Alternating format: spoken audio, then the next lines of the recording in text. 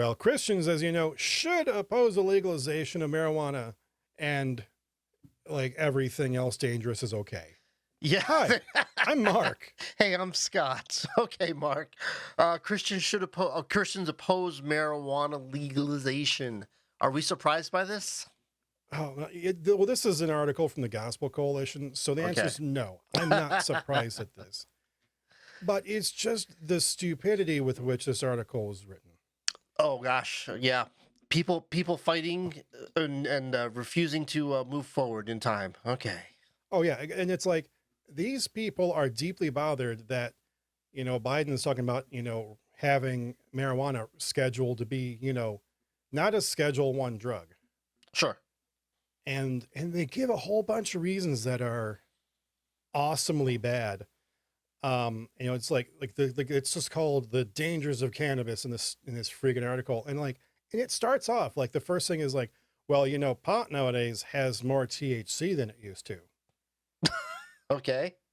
It doesn't establish THC as actually a dangerous drug, Yeah. or a dangerous chemical of any kind. But then it has all those, like, all sorts of things in here. Like, it talks about, legalization leads to more teens and young adults becoming addicted. Which is not statistically proven at all. No, because it Right. hasn't not like we haven't had long-term numbers available to us to test any of this.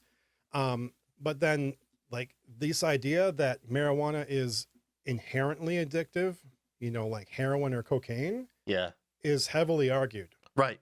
And there's not a consensus that says that it's an addictive chemical, even though that this article tries to kind of pivot a Right. lot of its thinking on that. A medical or scientific consensus. We should make sure that we make that distinction, because there are Christians everywhere who have a consensus together that anything stronger than Coca-Cola is addictive, Right. And then like my favorite subsection of this whole article is that cannabis can cause psychosis.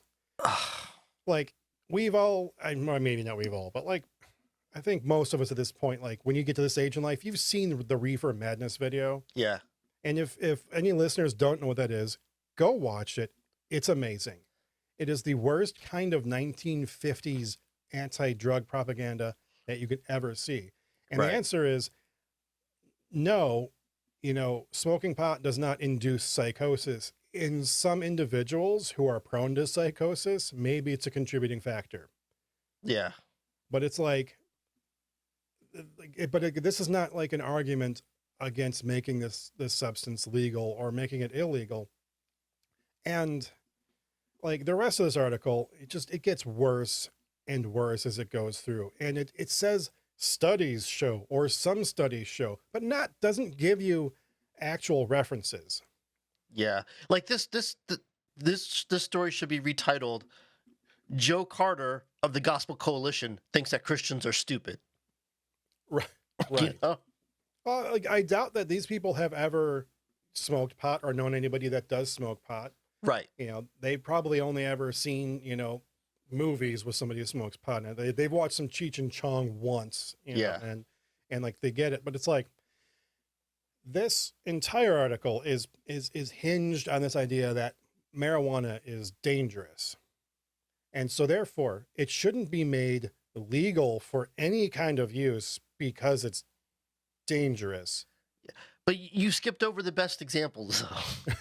Like example 4, like you were almost right there. Legalization increases the illegal drug trade. It's like, no, just the opposite happens. When you legalize something, there's no need to make use of the illegal drug trade, because you can do everything in-house. You can do everything in country. Right. So there's and like so legalization leads to an increased risk of children overdosing. It's like, based on what? Legalization leads to increased political corruption. It's like, well, so far drugs have been mostly illegal, and there's plenty of corruption to be found in politics. So I'm not sure if that's cocaine has not led to any kind of corruption anywhere on the planet. Yeah, there's ever. there's no corruption in politics. What am I talking about? What do I know? Oh.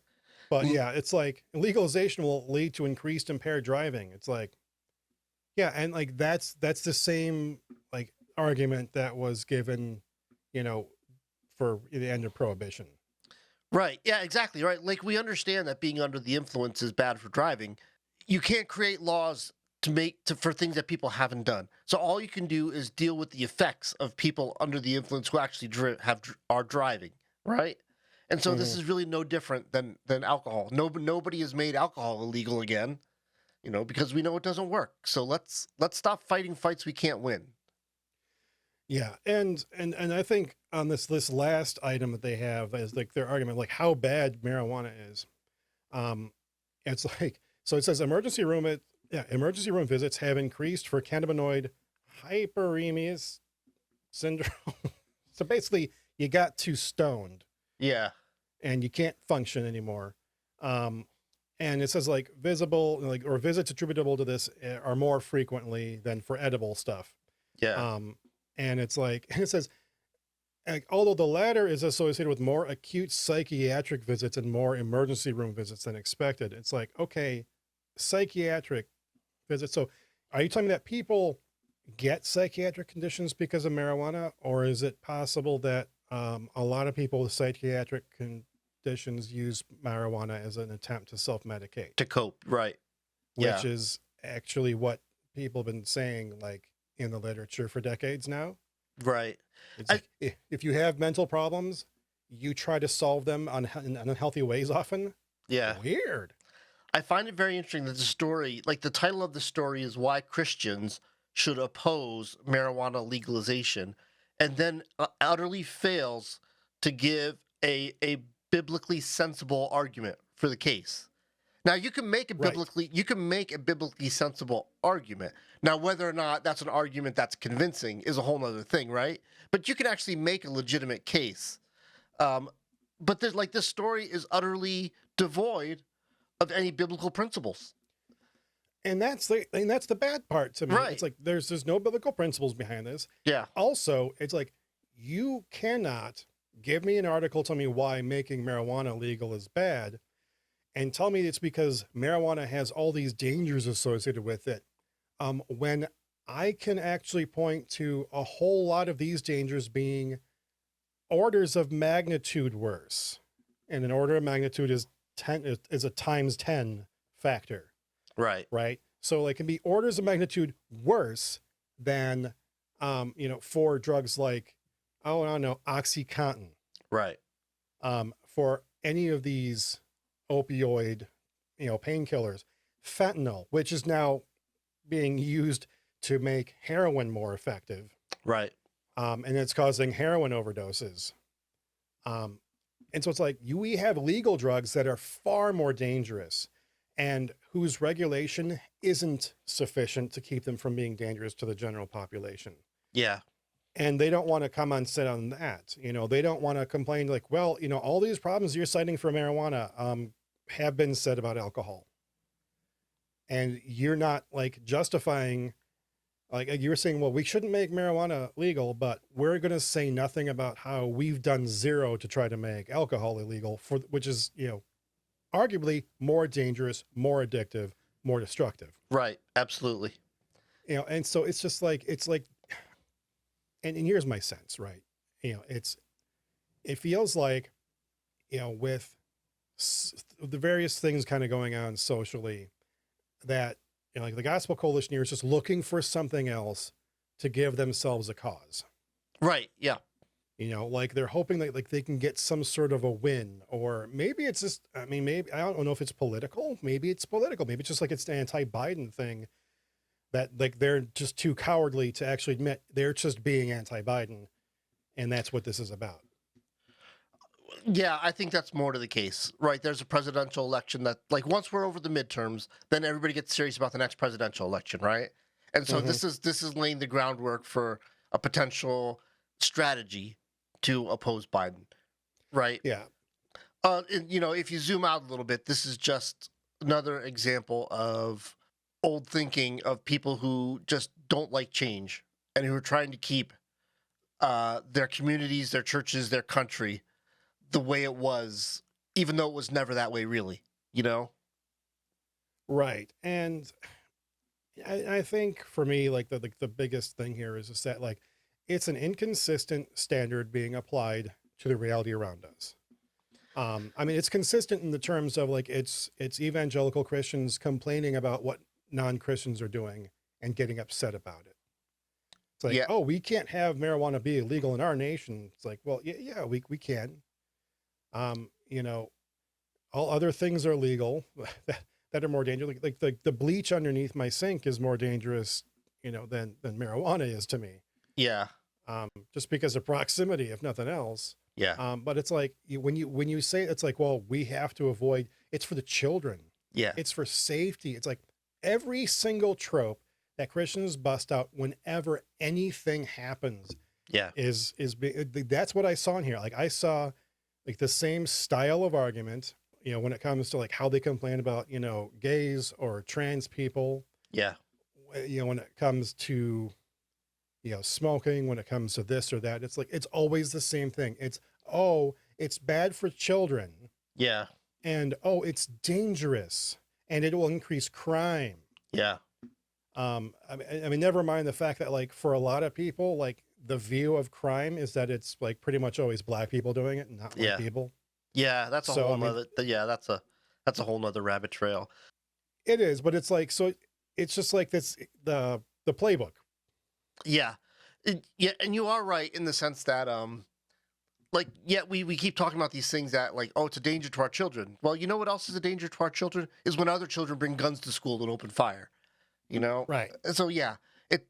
I don't know. There just seems like the church is always what's the phrase?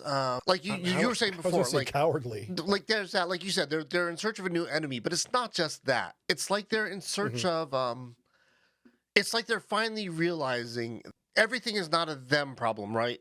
Opioid used to be a them problem, used to be a Yeah. black person problem, but then like, oh, now it's an us problem. It's actually affecting our white kids, Hmm. and it's like somebody, Joe Carter, like woke up one day and finally realized like, oh, my world is changing, and I can't handle my world changing, and so I need to do everything I can to make sure that that it doesn't matter how much it benefits everybody else, my reality needs to stay the same.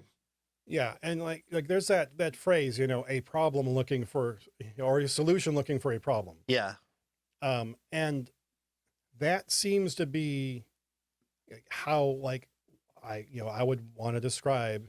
Actually, I don't want to describe, but that's how I think I would describe evangelical Christianity in this country, is that it thinks it's a solution and it's out there looking for all the problems that it can solve, right. instead of just being a solution to the problems. Right. Because isn't, I mean, like that, like, at least that's how I interpret just kind of like the command to go out and love your neighbor, Yeah. is that you are not to go out there and to solve the world's problems, but you are to be the solution by being Christ in their life. Yeah. Maybe I'm just reading into Jesus's words too much. Yeah. Who wants Jesus? Who cares? Who cares what Jesus has to say, Mark? Come on. Yeah, I mean, because like I would rather make drugs illegal than to try to figure out how to help people who are addicted to drugs. Is like Right. that's how the church operates. Right. Exactly right. Yeah. And I think you're totally right. And probably that's the right.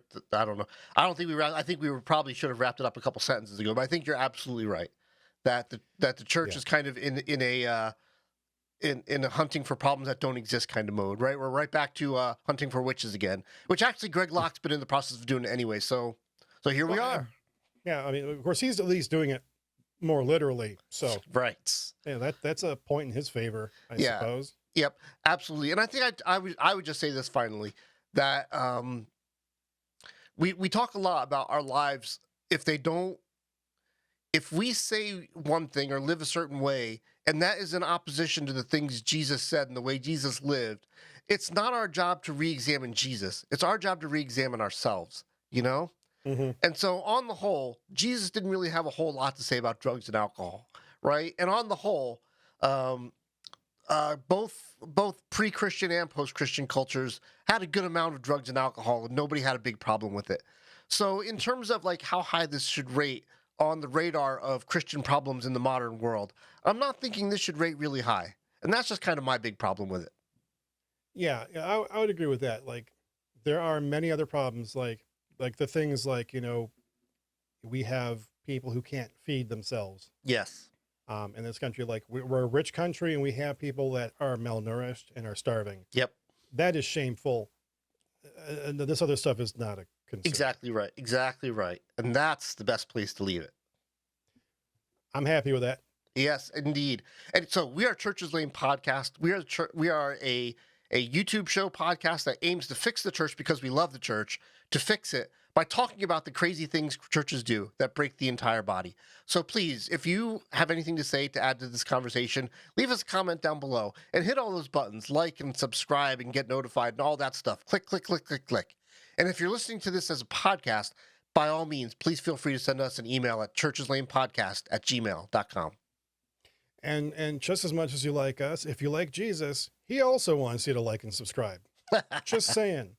And with that, may the Lord bless you and keep you. May the Lord make his face to shine upon you and be gracious to you. May the Lord lift his countenance upon you and give you his peace. Amen.